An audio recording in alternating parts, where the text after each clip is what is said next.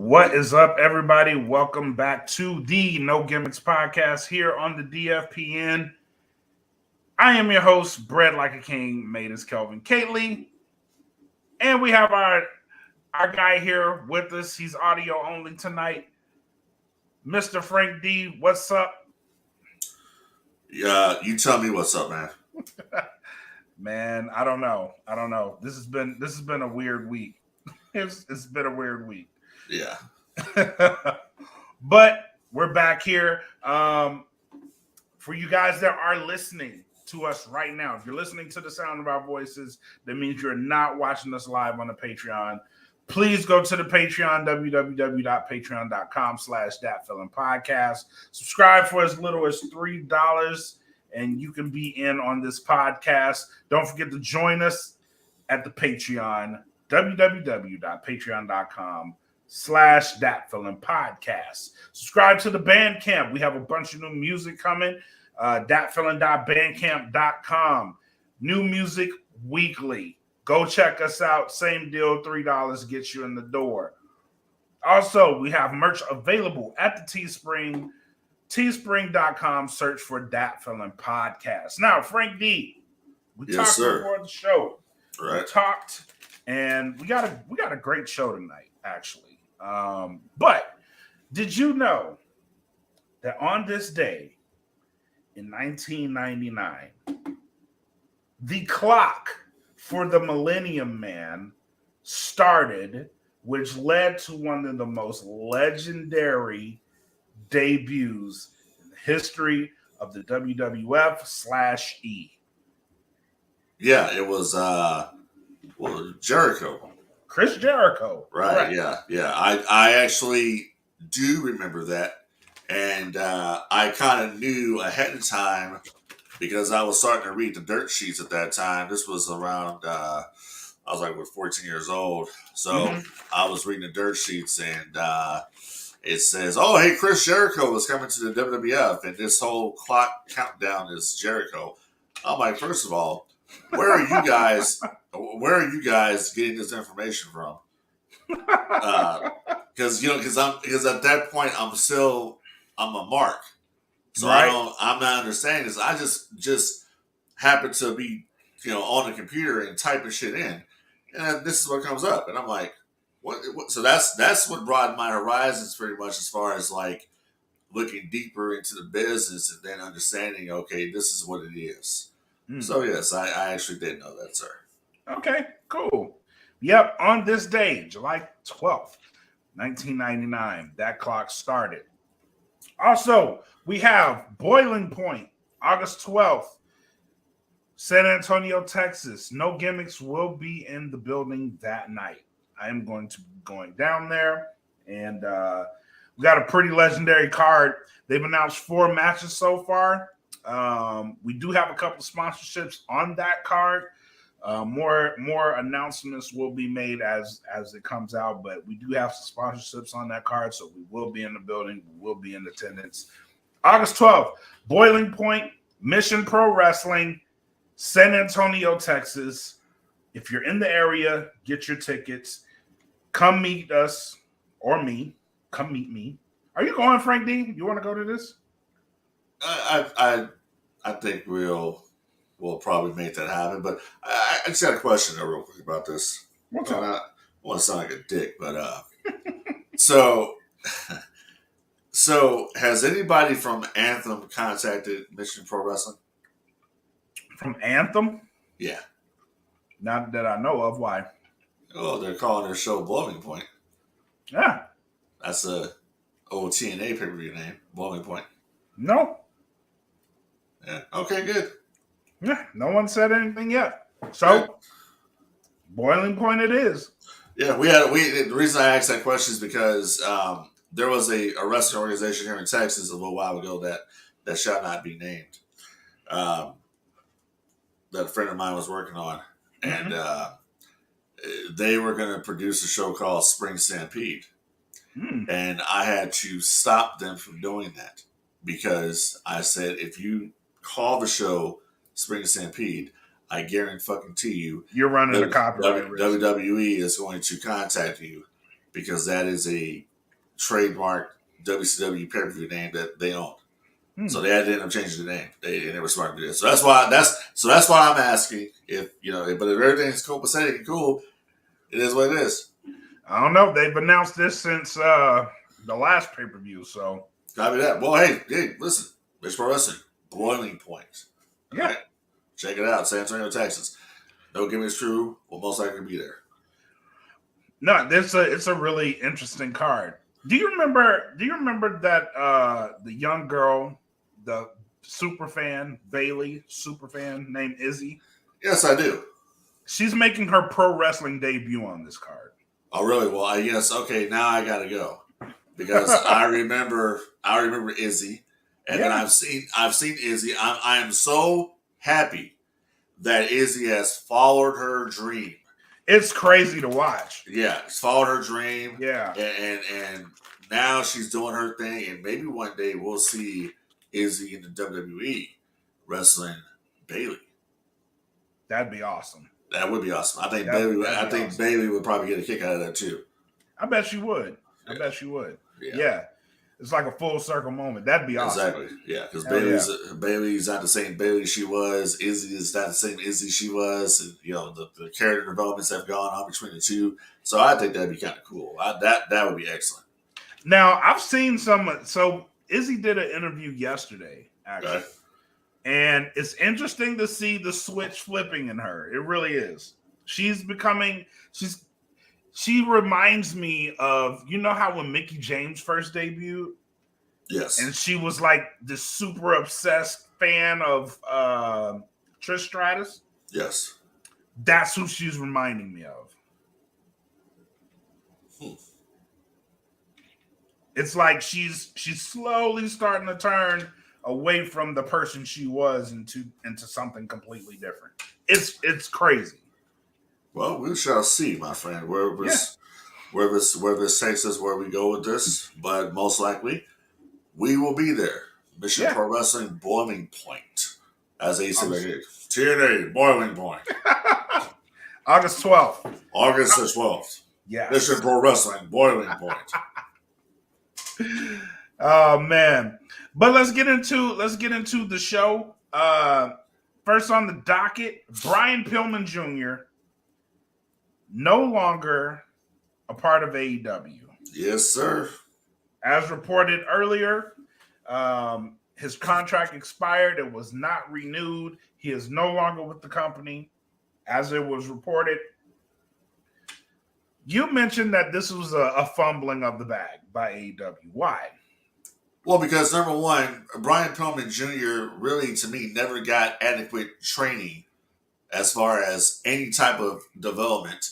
I've seen Pillman Jr. when he was in MLW, and the character he kind of did there was similar to the Loose Cannon character his father portrayed in WWF and WCW. So I thought that they missed the mark with that. The Varsity Blondes from Jump Street, I thought was lame.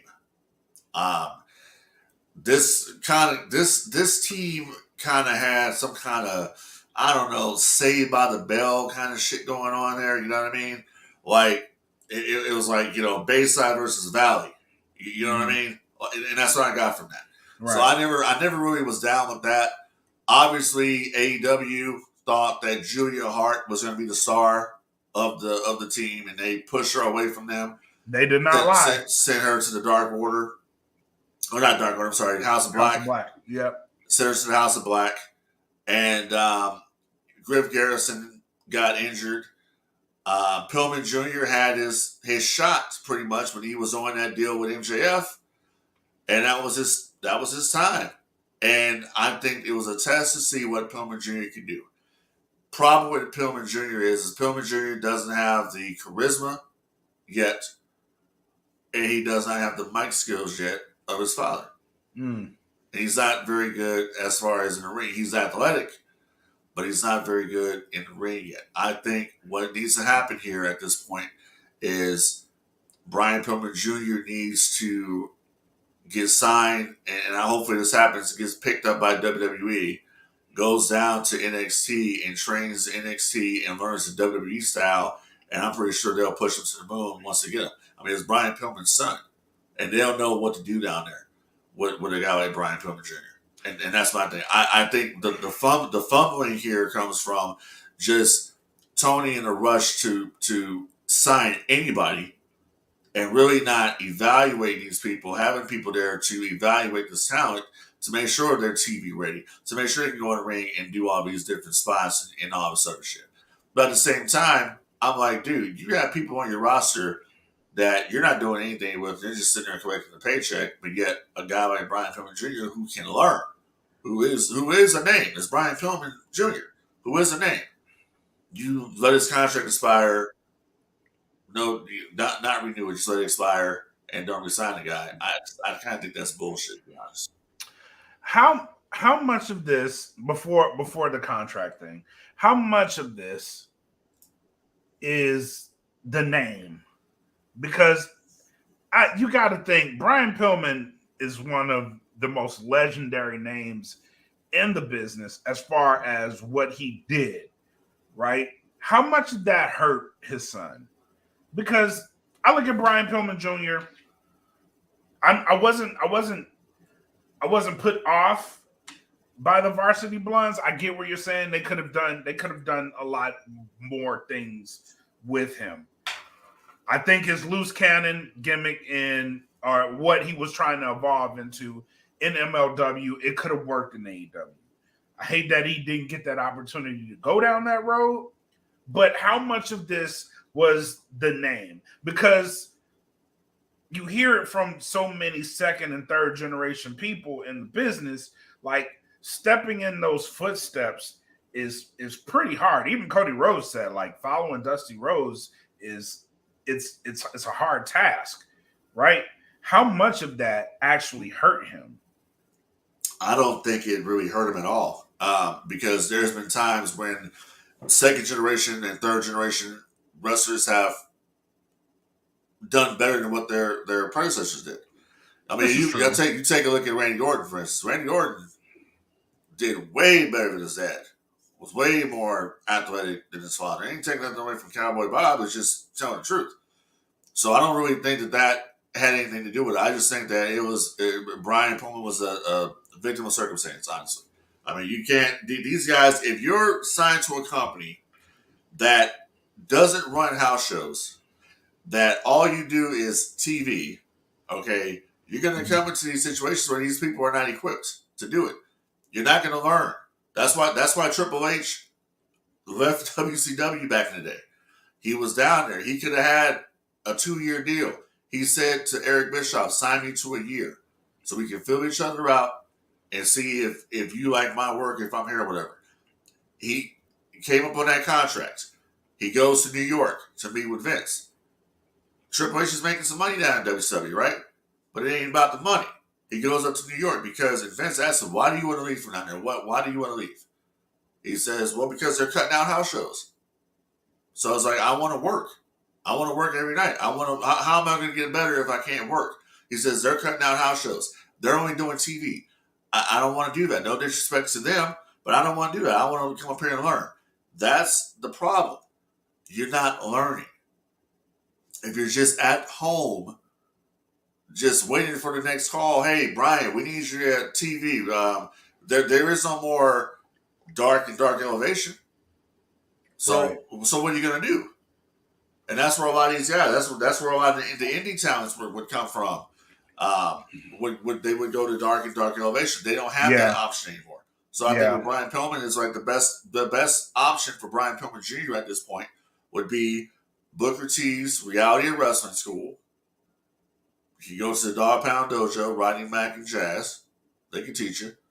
Okay? Or you get picked up by WWE, which I hope that happens for him. And he gets trained down in NXT by Norman Smiley and all the rest of the crew down there. Because they'll know exactly what to do. A guy like Shawn Michaels can see a Brian Pillman Jr. You'll know what to do with Brian Pillman Jr. Oh, hell yeah. You know what I'm saying? Yeah. So I think the sky's the limit. Pillman's only 29 years old. So he's still young. He's still young, you know. He's still young, but he ain't that young in the business. He's still young though. So he still has time. Right. And for me, I'm personally rooting for him because if you watch the Dark Side of the Ring and you've seen that story, I did. Yeah, I want him to win. I really do want him to win. Yeah. Like that story is crazy, and for him to even be in the business is like I give him a lot of respect for that. So I do want him to win. Absolutely. Yeah. And there's also said too that AEW said that they're open to bringing him back in the future. Maybe they can talk in down the line. So the door is not completely closed yet for Pillman. I think ultimately too, what it comes down to with this situation is it comes down to money. I think that's what it really comes down to. Yeah. I think they're just being cautious right now until they get their new television deal where they get a big influx in cash. I think anybody that they let go, they'll be brought back. Yeah. I think this is all finance. I think a lot of this goes back to finance. Yeah. Yeah. He's a name though. I really want to see him do better in the business. I do. Yeah. So good luck to you, Brian. All right. AEW Warner Brothers. There's been some rumblings going on of a new television deal coming. It's imminent. What does this mean for AEW overall? Because there's a lot going on. Well, I mean, obviously, Warner Brothers Discovery, AEW, it means everything for them because they need the cash. They need the influx. Their TV rights are coming up. They need that money. And the thing that's crazy to me about the whole situation is that Warner Brothers Discovery, they are really not worried about TV ratings so much. They just want to see where the shows stack up. Dynamite is still one of the highest rated shows for Turner. So, which is a good thing. It's a good thing for AEW. Absolutely, it is. It is. So that's what they're looking at. They're just looking at seeing where the shows stack up as far as against other TV shows. Dynamite's Wednesday nights. They're doing their time slot. Right. Under 1 million, whatever. Hey, I guess as long as they're in the demo, they're good. Collision, they just want to see where Collision ranks. They already know that Collision is not going to do very well because of the time slot. They already know this. And that's another reason why they're very eager to work with AEW because AEW is very understanding of the preemptions that are going to take place when sports comes into play. So there's going to be some nights when Collision's not going to be moved around, Rampage get moved around. They already know this, so that's another reason why they're so willing to work with AEW. Right. And also because of the sheer popularity right now of the WWE, the resurgence of the WWE's business, they feel that AEW can kind of, maybe piggyback off that a little bit. Because WWE is doing monster phenomenal business. Yeah. They're doing their shit over there. And AEW is right now it's hit or miss. They are they're not selling out shows like they used to. AEW used to be like the hot ticket. It used to. And it's really not anymore. It's AEW's coming to town. Yeah, you want to go? Yeah, well, yeah. This begs the question. I've seen it. I've seen it already. Right. This begs the question, though. As much criticism as they receive, for them to consistently perform the way they do, right? They have a core audience of around, let's just say 850,000. That's their core audience, right? They have this audience that they can consistently bring in on a Wednesday, rank in the cable television ratings on Wednesday.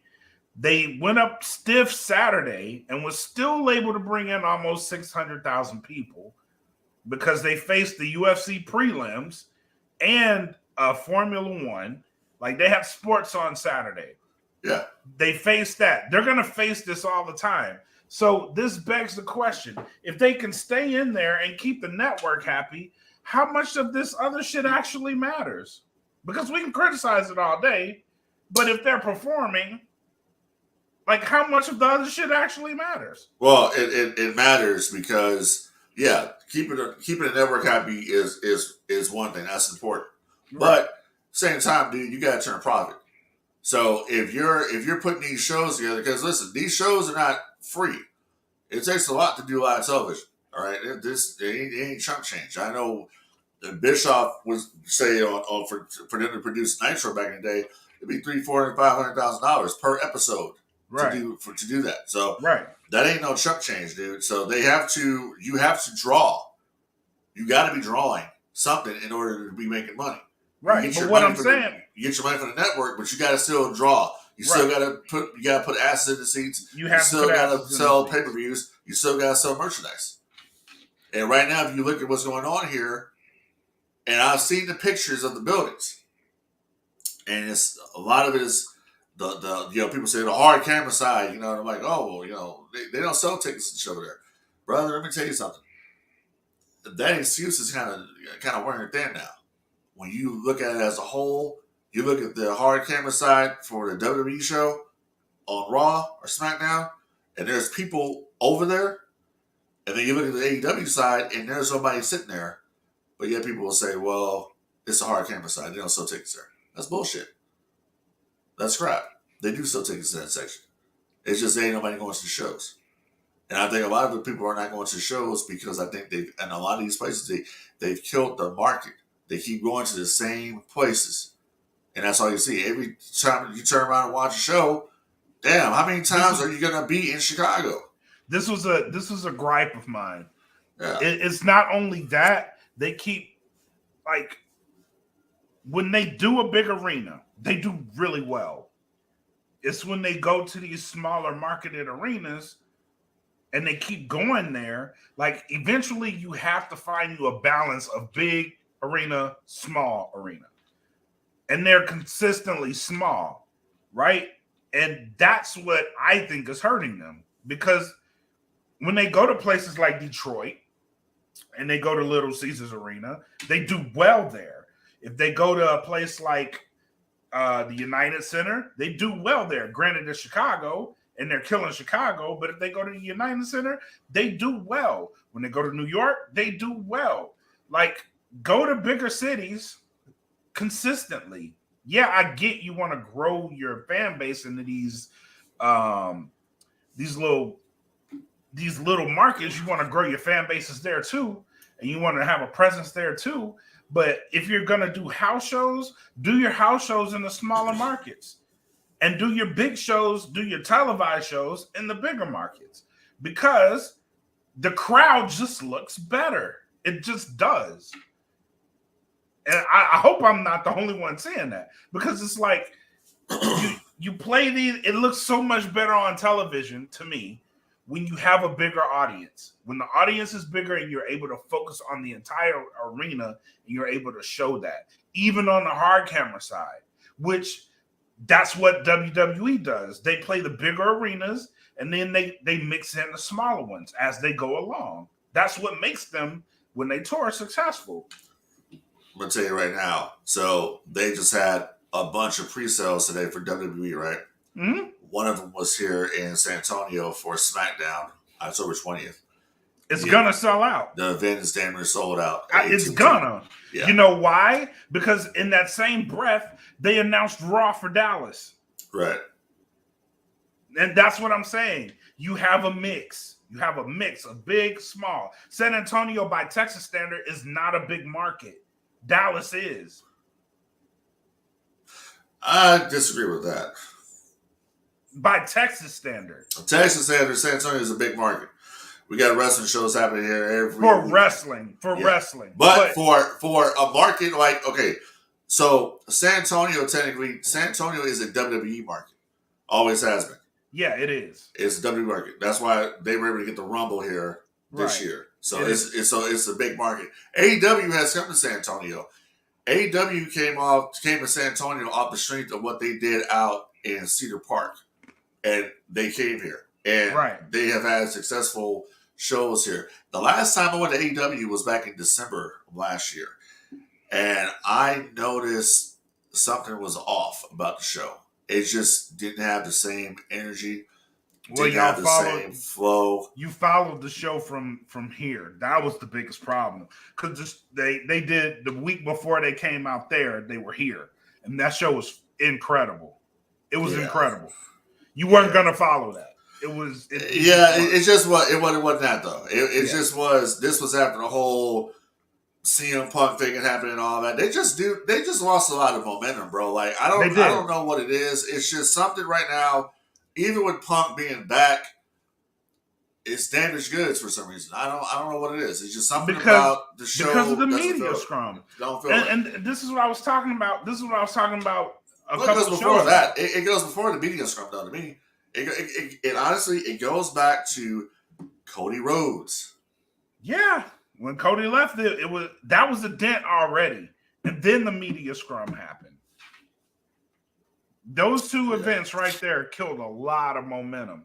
Even now, they're still struggling to get it back now, which is why I didn't agree initially with the Collision roster. I kind of like it now, but initially I didn't agree with it. Why? Is because you already had a divided fan base, and this fan base, the AEW fan base, I'm not gonna say they're toxic, but the traits, like they're very choosy on who they get behind. They really are. They're very picky on who they're going to support. So if they support CM Punk, they're going to say, fuck the Elite, which you have happened. If they support the Elite, they're going to say, fuck CM Punk, which you have had happen. So you have to be very careful with this fan base because they are picky. Yeah. I just think that they the fans have kind of spoken at this point, and they're either gonna, like you said, they're gonna support the brand or they're not gonna support the brand. They have their niche audience. They have their hardcore audience. They do. The hardcore audience is 800 to 900,000 people in the United States. Now, outside of the United States, okay, they probably have more fans that we don't know about because we don't put those. It's uncharted territory. It's uncharted. We don't know yet. You know what I'm saying? But I will say this for the simple fact that these people can sell almost 80,000 tickets in London, England. That's huge. That is a huge step right there. That's so huge. For anybody out there that's pretty much a hater of AEW or whatever, keep in mind that they have sold almost 80,000 tickets with no match announced. That is a very big deal. We are a month and 12 days away. Actually, a month and 17 days away. People bought tickets for WrestleMania from this year off the rumor of The Rock versus Roman Reigns that didn't happen. Okay? These diehard fans in England don't give a shit about it. All they care about is we need something. Yeah, wrestling. We want something. Wrestling is coming. Hell, you seen what Money in the Bank did? Money in the Bank did numbers. Yeah, and those people, bro, let me tell you something. All the English fans over there, them motherfuckers was hyped. Lit. The Usos singing that whole song. Yeah, they was hyped. They was hyped. They was like, that was some gangster shit that was going on in that crowd. Oh, when Cena came out, was like, we need to have WrestleMania here. They fucking lost their minds, bro. Yeah, but that ain't gonna happen. I don't know. No, that ain't gonna happen. You might have to give it a couple of years, but I don't see it happening. I really don't. You don't think American fans will travel for WrestleMania? I don't think because here's the thing with this. The thing is that WWE likes to put these shows on, but they want to see, their thing is they want the show to be paid for, and they help the local economy. That's how the shows work, man. Mm-hmm. It's not so much as if they want to do it or not. What's England going to do for them? What's the city of London going to do for them to bring them over there for that? That's like Puerto Rico when Backlash happened. Puerto Rico paid for that show. Oh yeah, I know. That's how it works. So if you're not offering us anything, we're not going to bring WrestleMania over there. 2 fucking nights. We're not doing that. What if they sweeten that pot? I don't think it's happening, man. If it was going to happen, it would happen already. I don't think so. I don't No, I don't see that. Nope. The best you're gonna get is you're gonna get AEW, brother, and you'll get a Money in the Bank here or Monday Night Raw there or something like that. You ain't getting WrestleMania. Yeah. Hey, they lost their minds when they said we need to bring WrestleMania out here. You thought they saw God. Because it was like, yes, we need it now. But anyway, back to the subjects at hand. All right, with this update with the AEW, one part of AEW looks like it's left out, and that's Ring of Honor. That's not AEW, brother.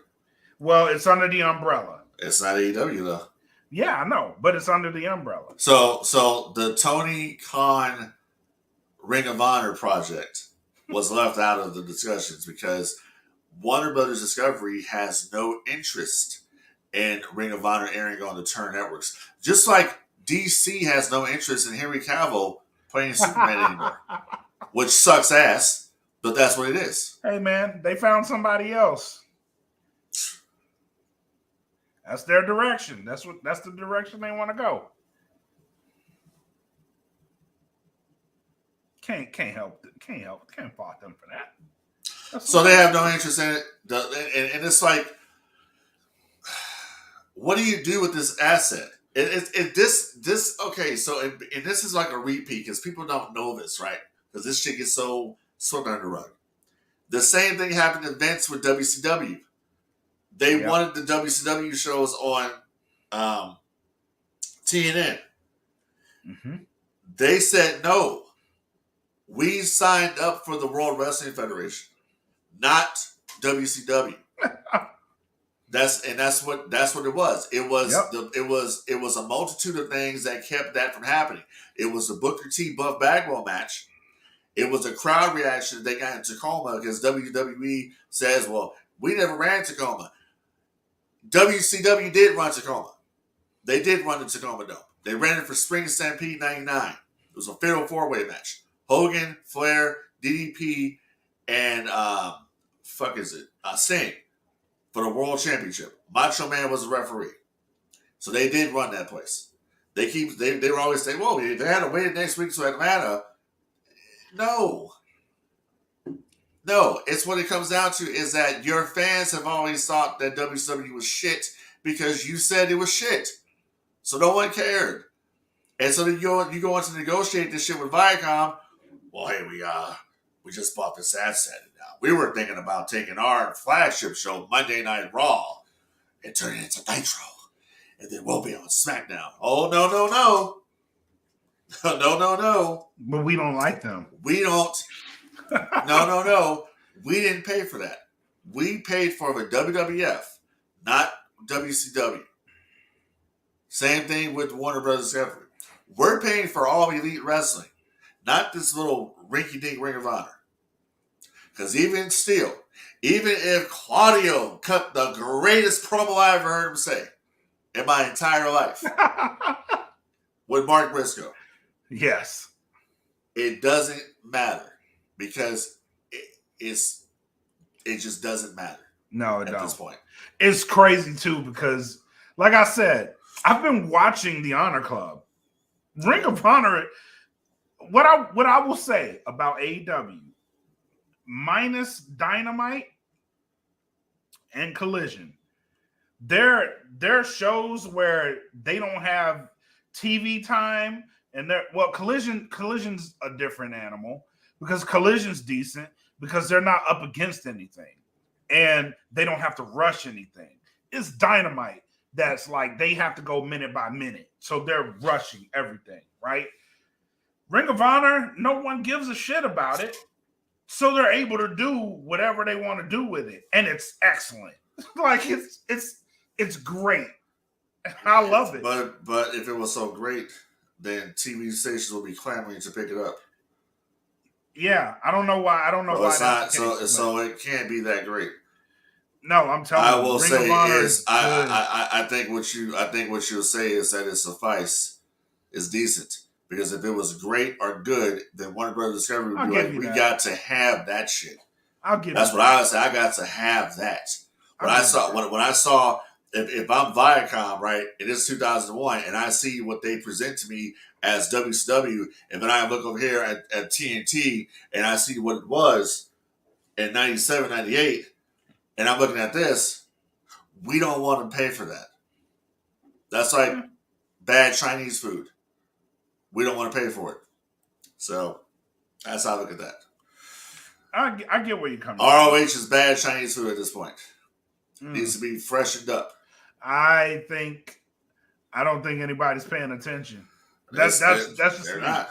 They're not I paying attention. don't think and that's anyone's and paying that's attention. that sucks. It But does. but here's the thing. Here's a metric. But you never find out because it's a private company. Put up Ring of Honor's previous pay-per-view buys versus the new regime under AEW. Oh, they're killing them. Exactly. So it makes money, Yeah. but they can't get on TV. Maybe that changes. I mean, Warner Brothers Discovery, if you're listening out there, you don't have to put Ring of Honor on the Turner networks. You can put it on Put that shit on Max. your Max streaming service. Put You shit got all this on other Max. fucking dumbass bullshit on there. Completely fucked up the app with all this Discovery bullshit. Why not actually add something on here that's entertaining? Because I only go on there for Batman. Yeah. That's it. And, and the Fresh Prince and all that shit. And the Wayne Brothers. That's what I go on there for. The Sopranos. But yeah, put it on Max. Exactly. It's for me, and I did it as a tester, but I actually like the product. Like I really do. They actually have a good roster. Yeah. The roster that they have is good. And it's enough to where it doesn't take away from what you have going on. It has nothing to do with Dynamite, nothing to do with Collision. It's its own thing. They have their own stories. The stories are actually followable. I get they let things breathe a lot more on Ring of Honor. There's a lot more continuity on Ring of Honor than there is on even Dynamite. So I like to pay attention to it. The fact of the matter is, no one's paying attention to it. No, not even the network. Because if I'm at the network, I say at least put this shit on Max. Let's see what it does. As an experiment, put it on Max. Let's see what it does. Well, the best thing they are doing, because they have control over who comes on the show and who doesn't. They have say so on that.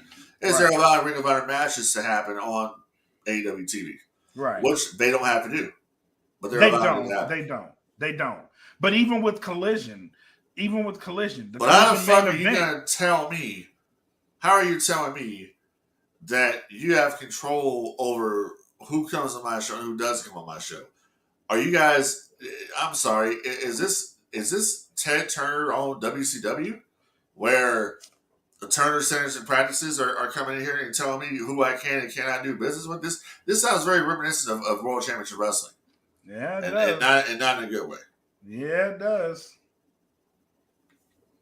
Yeah, it does. It does. But yeah, I mean, for my taste, as a fan, I'm just saying, put that shit on Max, put Ring of Honor on Max, and just experiment with it. Yeah, see what happens. I honestly think it would do decent numbers. I think you'd be pleasantly surprised at what it does. Yeah. I think it would do decent numbers. I think it would do probably more than my 600-pound wife would do on that network. It probably would. Either that or I can only watch so many times of a 500-pound guy rolled up to the drive-thru. He's supposed to be, he's supposed to be trying to get ready for surgery. He going up there and ordering fucking, two buckets of fried chicken and shit, and then having Dr. Now up there talking about, yeah, but if you don't lose your weight, then we can't help you. Shit like that. But I mean, yeah. They do that show out here in Texas, right? Yeah, in San Antonio, right? No, Houston. Somewhere around there, yeah. I think it is Houston. But if you don't lose your weight, I told you to lose weight. You haven't lost the weight yet. You're Your numbers are off the charts here. You broke my scale. That's fucked up.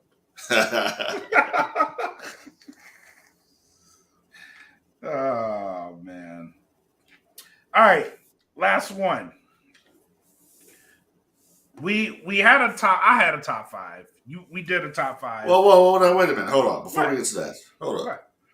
We gonna skip this fucking topic.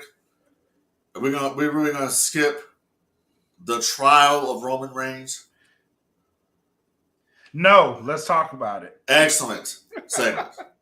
Went a little long, but excellent segment. Lots of foreshadowing in that segment. Yes. Solo is the one you gotta watch out for. Do you think so? Yeah. You think so? Yeah. They're pushing it towards that. Solo right now is Roman's corner. But Solo picked the thing up off the ground, off the mat. He looked at it. He looked at that, and it's like he almost had like a power surge go through him or something like that. He was contemplating that shit. He was feeling what it felt like to be the chief, the tribal chief.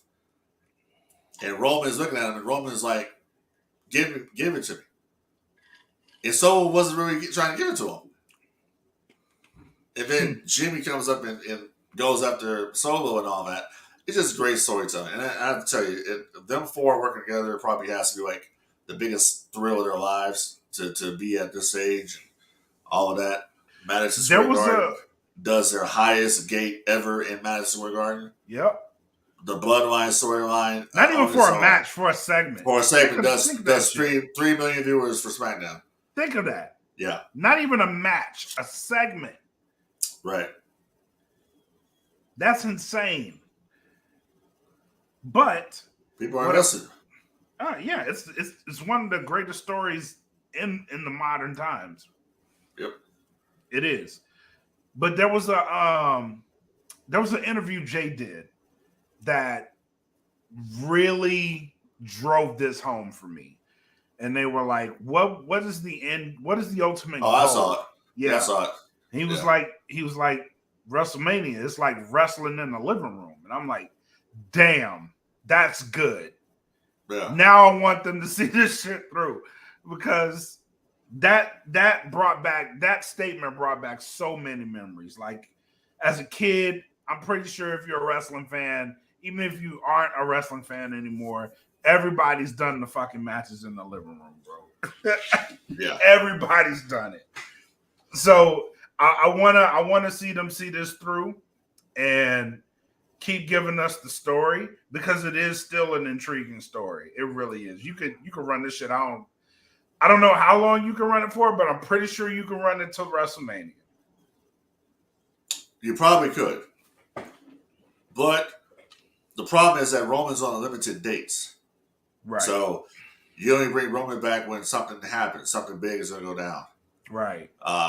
But he's on limited. But yeah, I mean, the end game was probably going to be Uso versus Uso. That's, Brett versus Owen. That's right. Kind of what you want to see there. And honestly, who knows?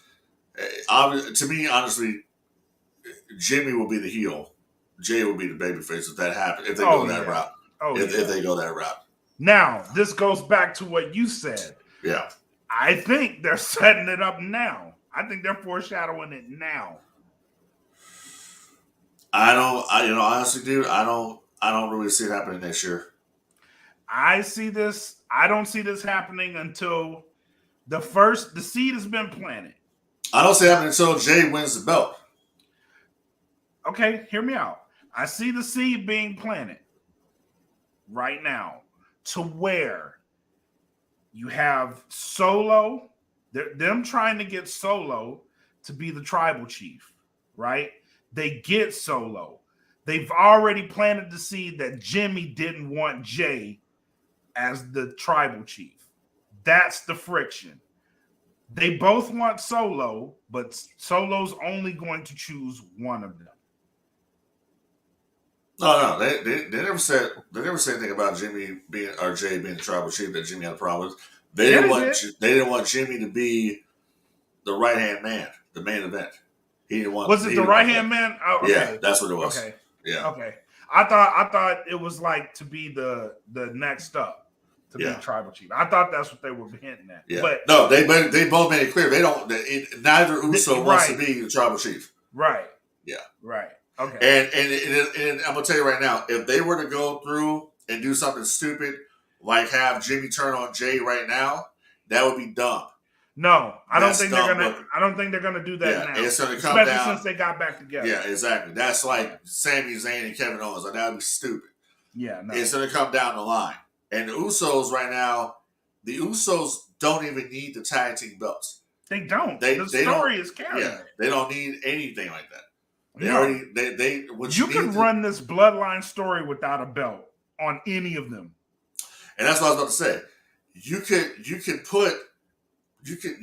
let the Usos do some single shit. Let Jimmy beat Austin Theory for the U.S. belt or some shit. Let them carry a singles gold. And if they do have a match, they can do it two ways. We can have a heel versus heel or heel versus babyface match, or you can do baby versus babyface. I want to know who's better, me or you. That's I gotta know. You can go into wrestling. You can do the same story you kind of did with Bret Hart versus Roddy Piper, WrestleMania 8. Mm-hmm. I just gotta know. Our Bulldog versus Bret, SummerSlam '92. Yep. I just gotta know if It don't have to be friction. Don't have to be friction. Yeah. Yeah, it's just be competitive, like when we was in the living room. Yeah. When we was kids. You know what I'm saying? So it's a lot of intriguing situations there, but I have to tell you, the story was excellent the way they pulled it off. Oh yeah. Destroying them, Jay coming back and saying, "I got to get you." SummerSlam is gonna be where it's at. Some people are saying, "Oh, ain't no way in hell they going." I don't know, man. I mean, now, question. Yeah. If they set up Jay. So right now, it's Roman versus who? Jay? It's supposed to, yeah. At SummerSlam. Could be. Do you take the title off of Roman at SummerSlam? You could. You could, because Roman is the undisputed champion, right? Yep. So Roman's defense would be, you beat me for the undisputed championship, but I'm still the universal champion, as my wise man still has 2 belts over here.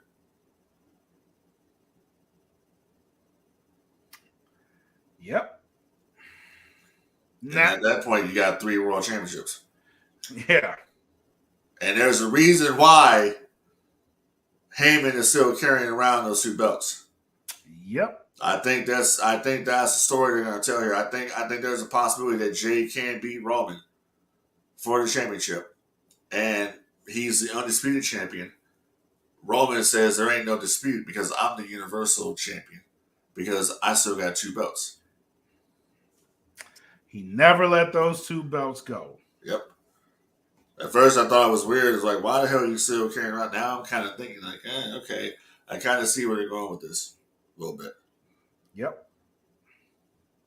That's why I say, do you have Jay go over at SummerSlam? Do you have him win that match? I would. If you don't, you're making a big mistake. Because at this point, Roman's killed so much talent. Now you go, okay, now you're gonna sacrifice, because what it's gonna look like is that it's gonna look like these guys are losers. Like they can't get it done.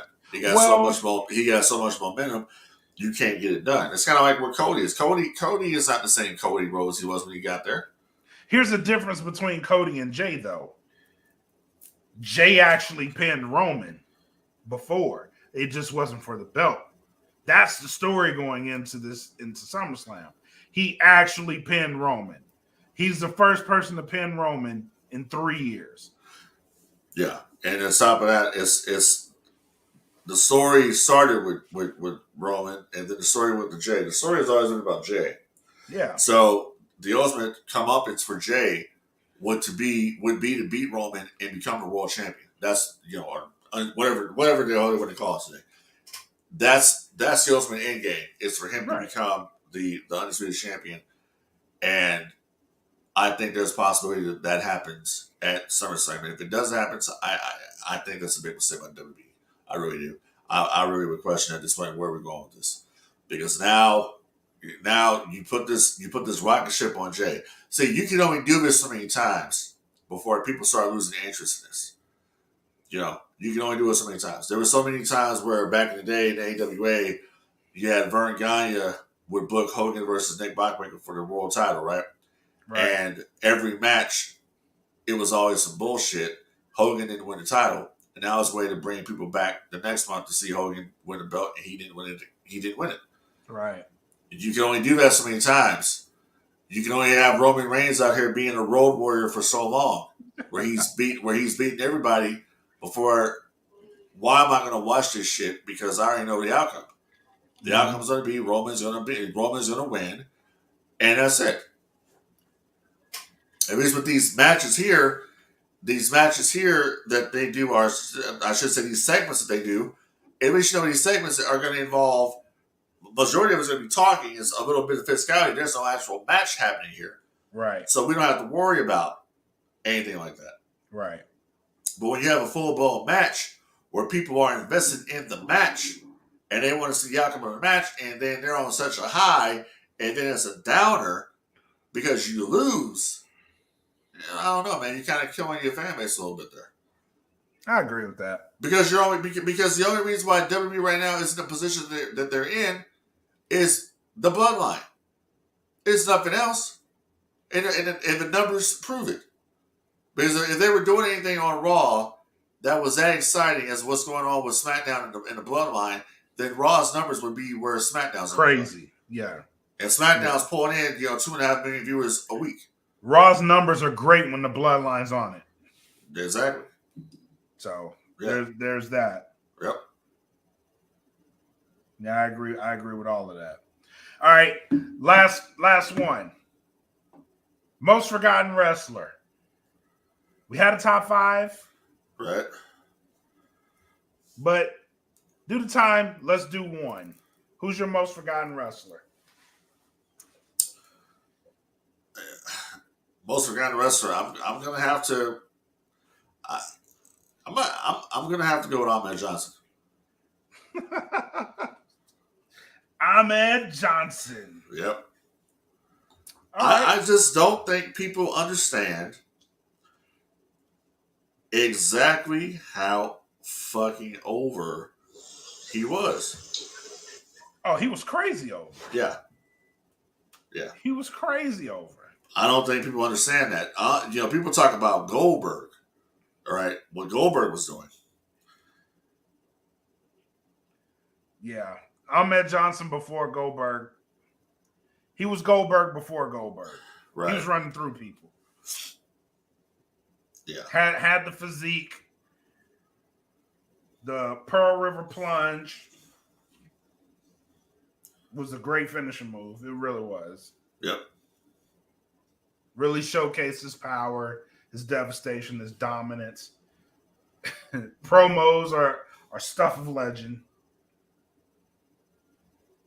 Yeah, I'd agree with you there. And just the intensity the guy had when he was out there.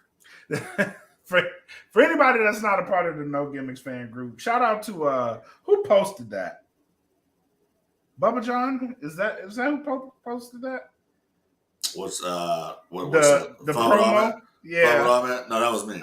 That was you did that? Yeah, Fun with Ahmed? Yeah. Yeah. Shout out to you for that shit. That shit was hilarious. Yeah, those Fun with Ahmed promos are hilarious. That's how I choose to remember. Ahmed. I didn't take my meds this morning. I'm in a very bad mood. Oh man! Shout out to Ahmed Johnson. I don't know where he is, but somebody brought up that he was Big T in WCW. He was. I try to forget that because I was like, God damn, what the fuck happened to Ahmed Johnson? Yeah. He was brought in for a role, and he didn't really do good in the role. No. And he'll tell you he had gained a lot of weight. He was Mhm. part of Big T, was part of the Harlem Heat 2000 faction Yep. with Stevie Ray. What's his name? Clarence Mason was a lawyer. Yep. And 4x4, who was a member of the No Limit Soldier crew. So Another faction I try to forget. yeah. Ah, Yeah, so All Man would be one in a quick mention, honorable mention would be Sid Vicious, Cycle Sid. okay. I don't really think people understand how over Sid was in the 90s. Sid was imposing. Sid Sid was scary. Sid was scary. Like you He was really, scary. really thought Sid was crazy. Yeah. The Psycho Sid. Yeah. So he was a monster in WCW Mm-hmm. as Sid Vicious in the early 90s. Then he went to the WWF as Sid Justice. The highlight was when he wrestled Hulk Hogan in WrestleMania 8. Yep. Left the WWF, went back to WCW, was being managed by Colonel Robert Parker for a little while. Yep. Then had the incident with Arn Anderson with the scissors. Then came back to the Federation in '95 as Shawn Michaels' bodyguard. Yep. Then turned on Michaels. After that, came back as a member of the $1 Million Corporation, I believe. And at that point, left again, softball season. Came back. He replaced the Ultimate Warrior when Warrior was having his issues. Came back as a babyface, became the WWF champion at that point. And he had a hell of a run there for a little while. Yep. Until he faked a heart attack. And I think it was San Antonio. Matter of fact, he faked a Really? heart attack at a Raw TV taping and said, instead of taking him to the hospital because he's having a heart attack, no, take me back to my hotel room. So he get the hell out. Wow. Yeah. Sid Vicious. Yeah, that power bomb was amazing. Crazy. In the business, if you put down power bombs in the business, it's always to me, it's always going to come back to him and Kevin Nash. Yeah.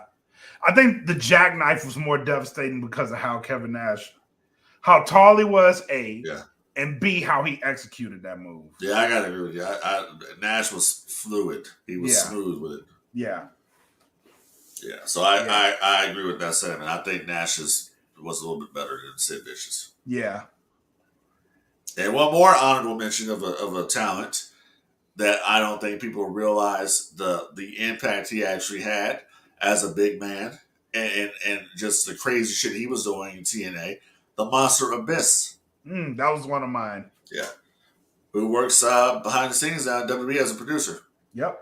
Sure does. Yeah. So Abyss was the shit. Abyss was something different that I had never seen. I saw Abyss for the very first time was in NWA TNA, those Wednesday night shows.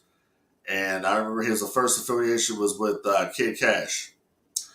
And he was like, they had him in like the basement or some shit. He was in this gated up area. And he came out there and everybody was like, oh, look at this Kane ripoff. I'm like, bro, if you look at the time frame of what Kane was doing versus what Abyss was doing, I'm rolling with Abyss. Yeah. I'm rocking all with day. Abyss. Yeah. All I'm rocking day. with Abyss. Sorry. I'm going with Abyss. Yeah. So that the TNA Impact Abyss, that whole era, like, doesn't get enough attention. Right. It really doesn't. His work was insane. Yeah. It was incredible. It was incredible. And another honorable mention right quick is Homicide. Oh, okay. Okay. Yeah. Homicide was just, he had that intensity too. He was a smaller guy, but him with Hernandez and Conan, that original LAX.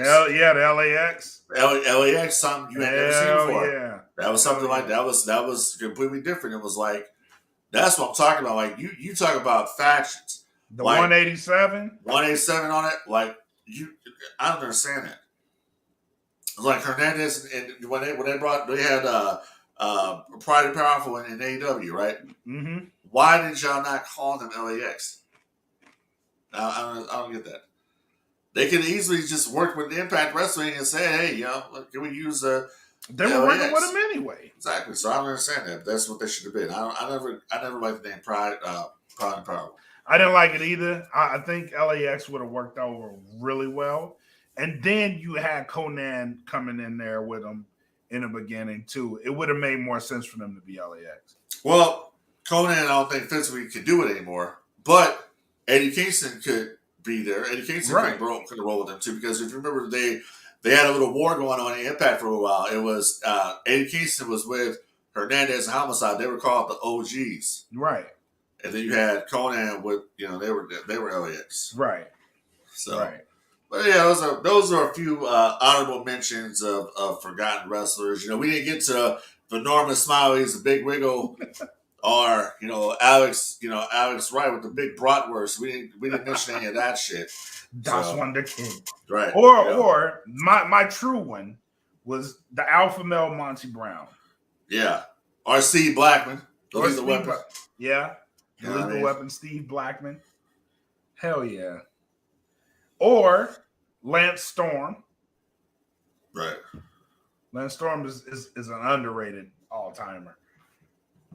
But yeah, forgotten wrestlers. Final thoughts. What you got, man? Final thoughts is I have not purchased the AEW video game yet. I saw some things I didn't really like, and I'm waiting for an update. But Frank D will soon be purchasing that video game, and once I play it, if it's good, I'll say it's the greatest thing. If it's not, I'll bury it. And let's see what else we got going here. We got Ahsoka coming up. It's already episode 1 looks like it's already out right now. I don't think so. It's not dropped until August 23rd, brother. I think they had a sneak showing. 2 episodes. They dropped the trailer. 2 episodes, August 23rd.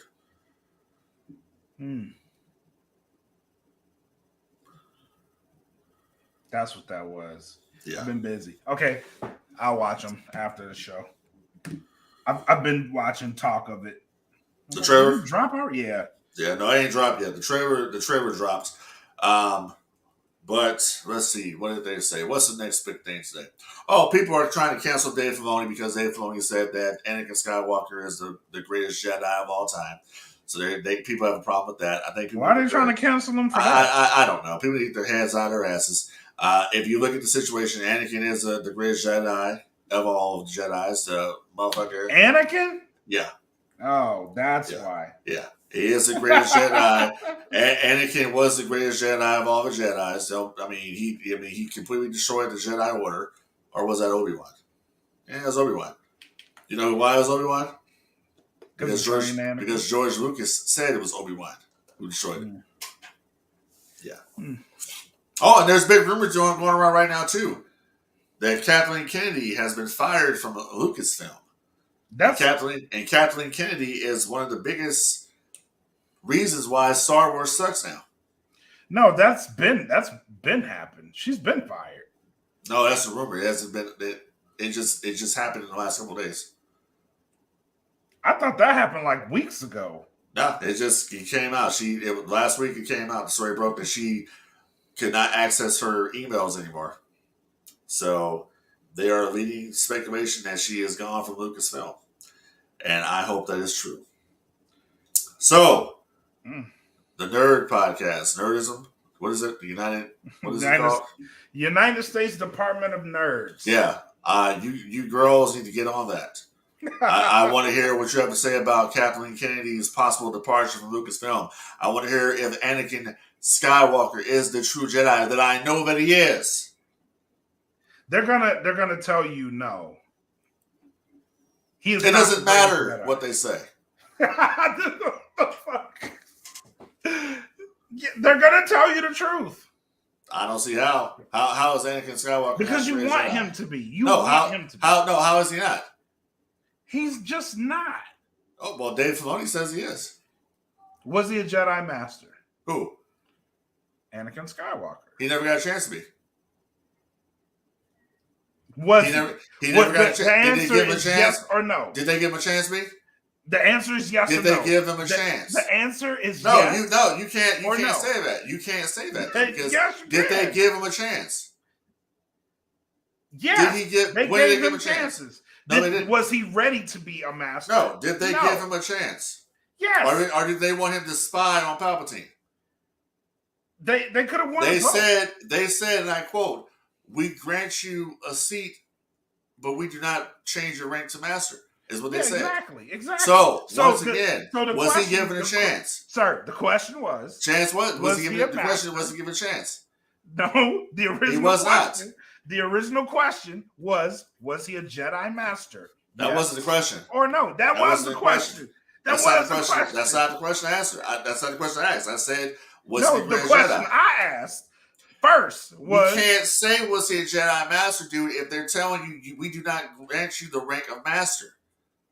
So where is he going to be at? Where's answer the question.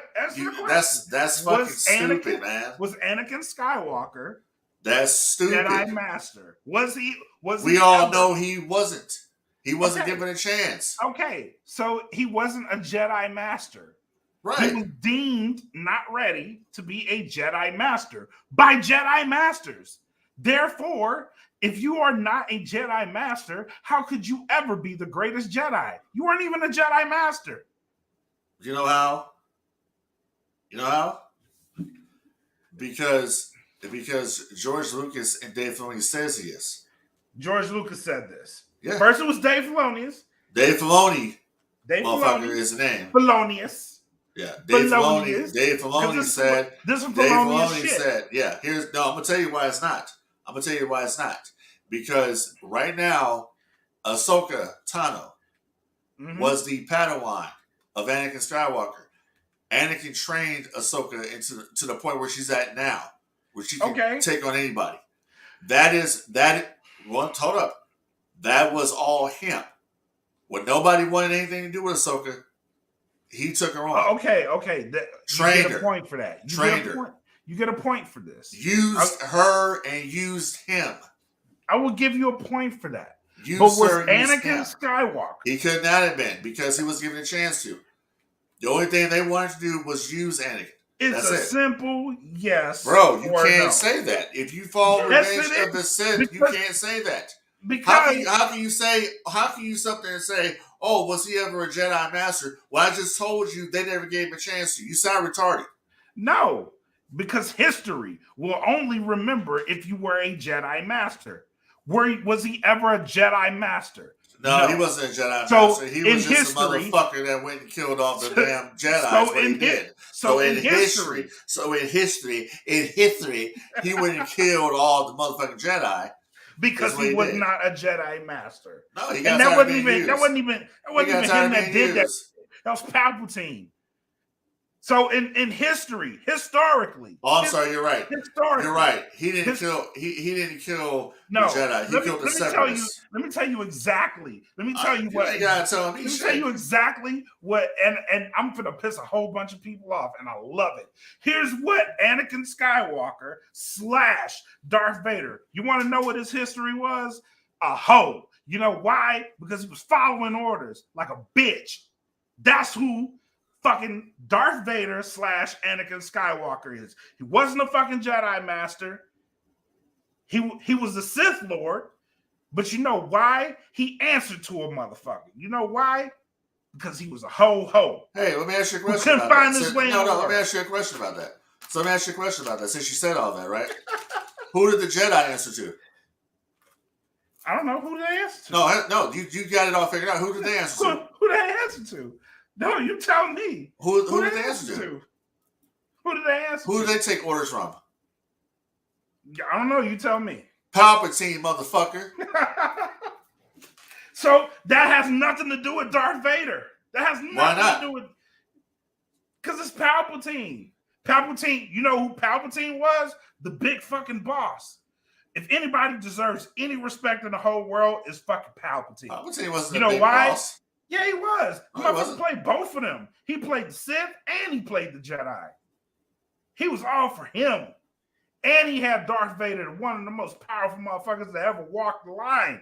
Was supposed to be the balance of the whole force. Had him had him going around, taking his order. He did create. He did bring balance to the Force. How? By killing Palpatine. In the end, yeah. Once he figured out he was. What did Yoda say? What did Yoda say? A prophecy that could have been misread. Yeah. Right. But what I'm saying is. That's what George Lucas says. This goes back to the whole thing. What's that? Anakin Skywalker wasn't the best Jedi. It was. You just sat here and proved it. It was. I walked you right into it. You walked me into what? You went all scorched earth to get to the point that I made initially. What's that? I love it. That he wasn't the best Jedi. He just killed him. Well, technically, he didn't kill him, though. You already said that. Yeah, technically. Yeah, he didn't kill him. But I'm saying he was following orders. He was following the orders that Palpatine gave him to kill the Separatists. Correct. Yeah, he was following orders. Like a good hoe. Look, asshole. the bottom line is, all right.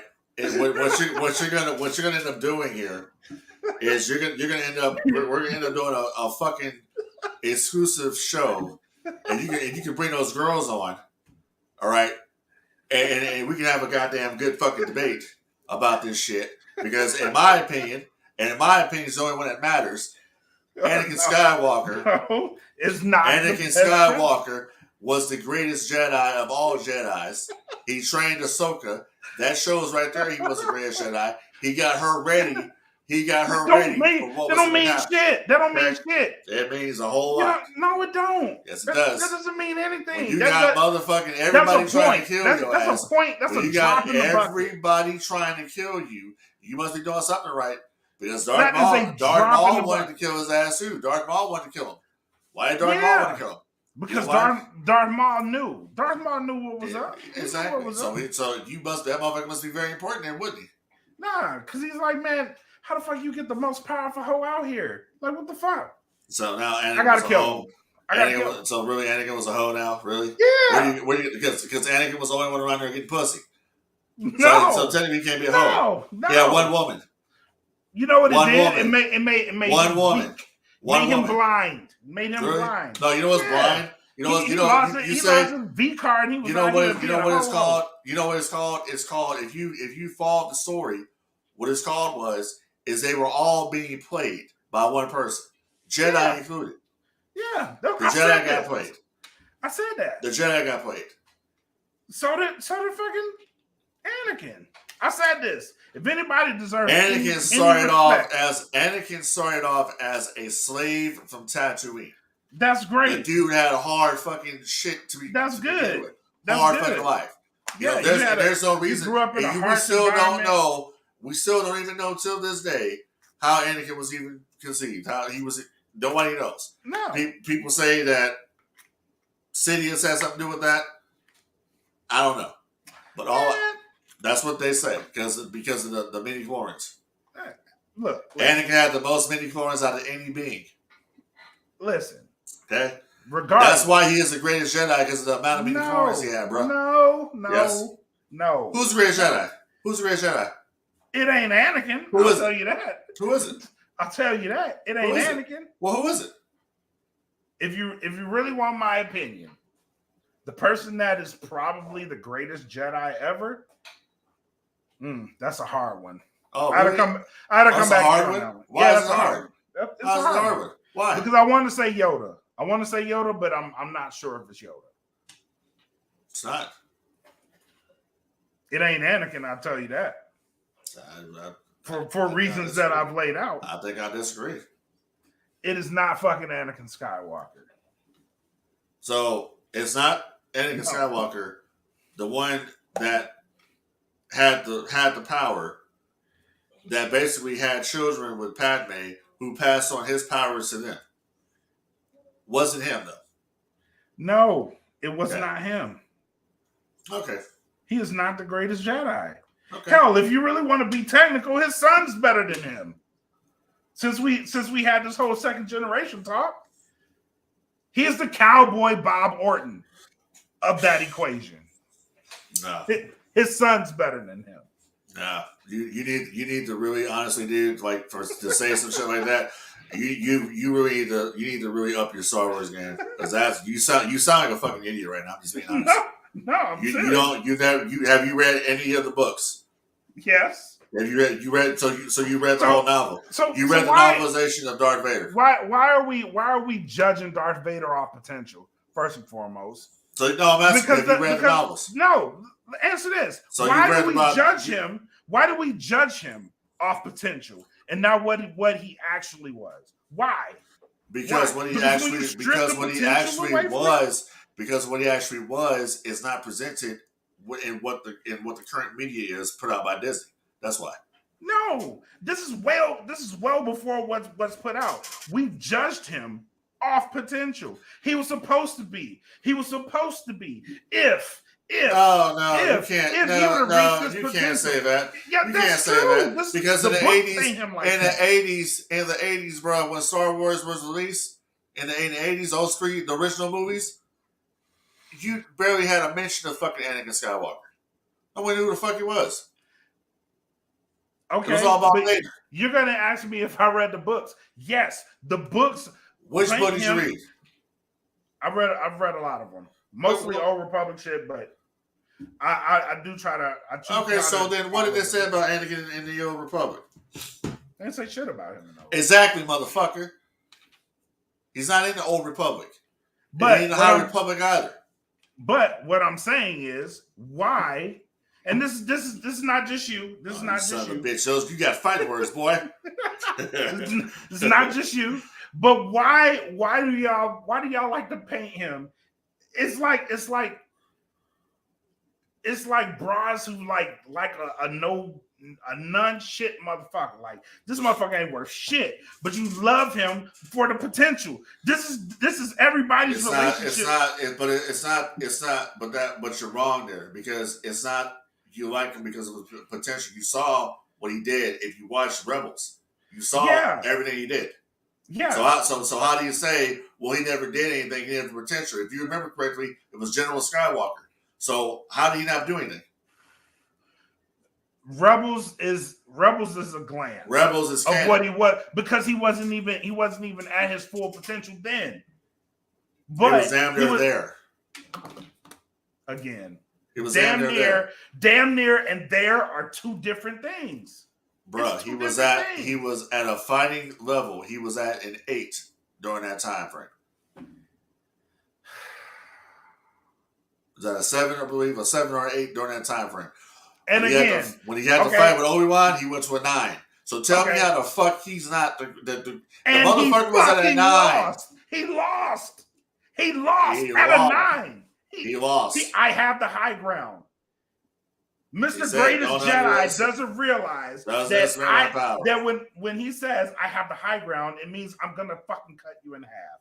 Yeah, well, Mr. Greatest Jedi ever. I tell you what, got his ass handed to him by his teacher. Mr. Greatest Jedi ever was sitting in molten fucking lava, saying I hate you. Crying like a little bitch. What would you do if you just had your limbs and shit cut off and you're on fire? You gonna sit up there and not cry, motherfucker? No, I'm gonna sit there and I'm gonna be like, you know what? I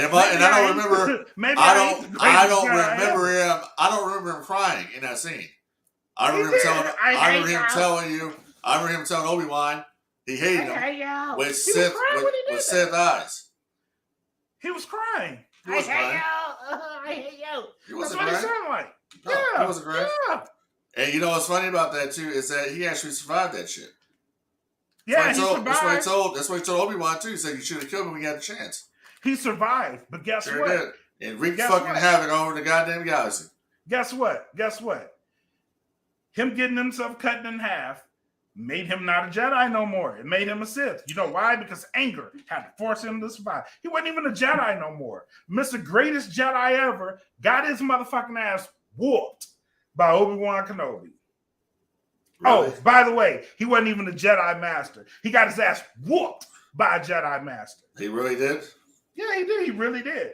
He got his ass mollywopped. Peter rolled by motherfucking Obi-Wan. Well, let me ask you a question. So, but who killed who? killed what? Who killed who? Obi-Wan killed Anakin Skywalker. Oh, he did? Yeah. No, he didn't. Anakin Skywalker. Anakin Skywalker killed Anakin Skywalker. You can believe that shit all the fuck you want. That's what I'm telling he did. He probably did. He probably had to. He probably had to. See, this part that you don't understand, bro. The moment that Anakin cut off Mace Windu's fucking arm or his hand or what the fuck it was, and he was christened Darth Vader, Anakin Skywalker no longer existed. That was done. So as he said, I killed Anakin Skywalker. The moment he did that and went to the dark side, he killed Anakin Skywalker. That was it. That's why he said Darth Vader. So imagine how the situation would have turned differently. Imagine if Padme. Here we go with this. No. It's not about that. Because you can say because listen, dude, we talk about the shit all the time with wrestling, right? We're talking about somebody's potential, right? What were we just talking a minute ago about Jey Uso's potential of being a world champion? Same shit. Possibility. Same shit. So I'm saying here, as far as Padme Anakin's relationship, I'm talking about it as possibly what would happen if things had changed, if the story had been wrote differently. Would Padme went to the dark side? Who knows? Right, because she wasn't talking to Anakin anymore when she was on there. You know why? Because Anakin wouldn't have choked the fuck out of her. Darth Vader would have. And that's exactly what he did. Okay. So, like I said, you can have your opinion, which doesn't mean shit. And then the rest of us, we can. But I'll tell you what, I'm gonna tell you right now, you better not ever fucking let me see you anywhere getting an autograph or even talking to Hayden Christensen about shit. Why, motherfucker? Why? I'll be like, hey, sir. Oh, is that a lightsaber you got there? Sir.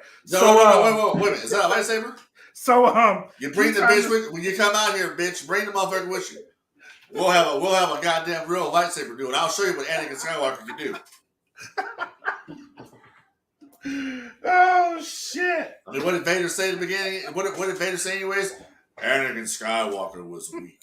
I destroyed him. Exactly. Yeah, he said he was weak because that motherfucker had emotions. He cared about people. That's weak to Vader. Mm-hmm. Yeah, that's weak. Okay. But you bring that lightsaber. I'm gonna show you where to stick it. Oh shit, Mark. This goddamn podcast has gone off the rails. This is funny shit. Oh shit! You don't. There's two things. There's two things that you don't talk shit to me about. Because I'm gonna get you. Don't talk shit to me about the NWO and don't fucking three things. Four. I'm gonna tell you like four. Don't talk shit to me about the NWO. Don't talk shit to me about Michael Jackson. Don't talk shit to me about Star Wars. And don't fuck with me when it comes to New Edition. Now, if you say off those goddamn topics right there, it won't be a problem. But you want something to talk shit about Anakin Skywalker, fucking Lord Vader himself. Hey, I just presented a case, man. You ain't presenting shit. That's all I did. You'll probably be one of those assholes that was something to say that Dick Grayson was a better Batman than Bruce Wayne. What? Yeah, you probably said some shit like that, wouldn't you? No, never. Right. I would never do no shit like that.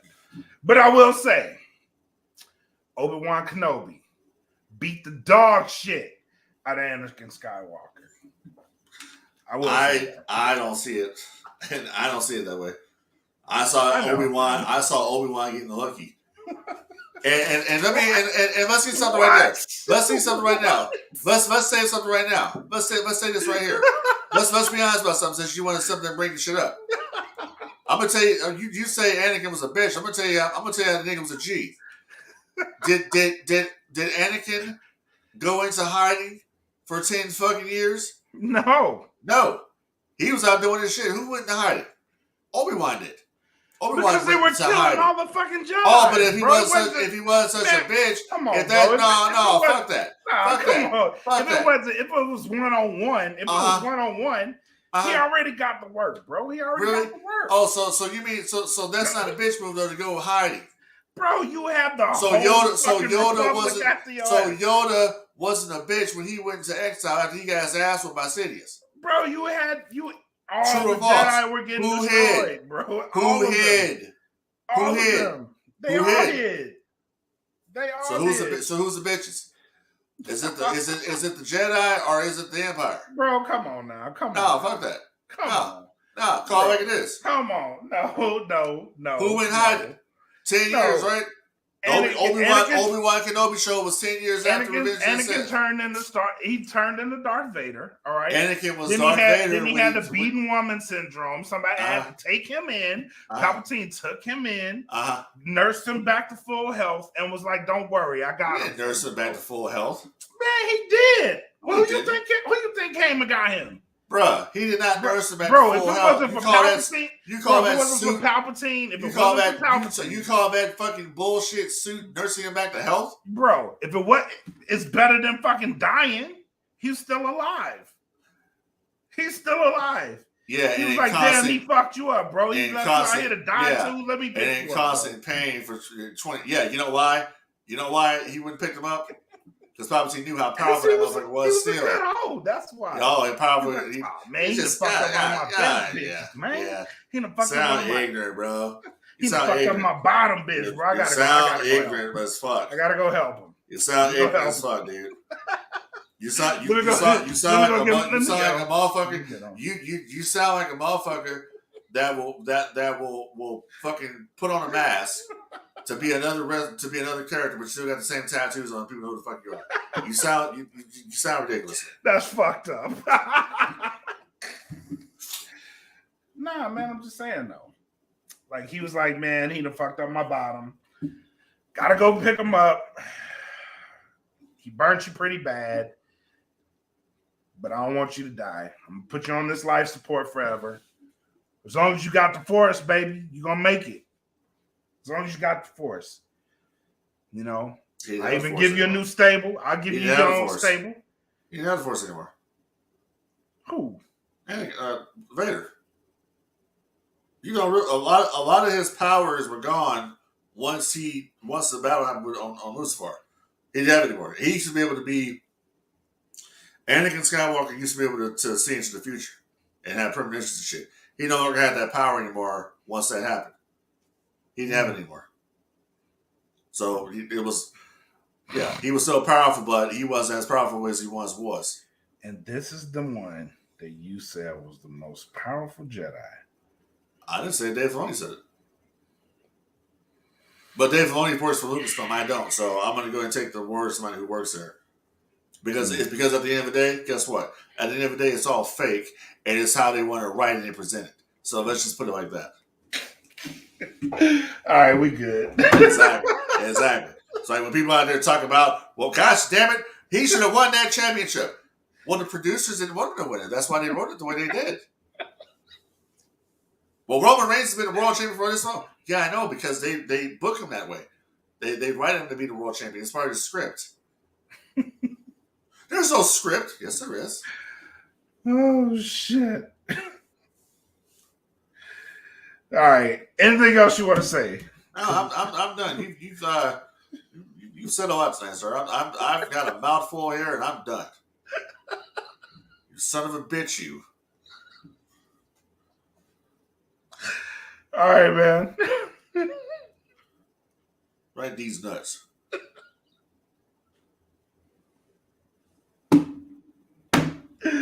Oh, shit. All right, y'all. This is No Gimmicks, episode 47. Go fuck yourself. Till next time.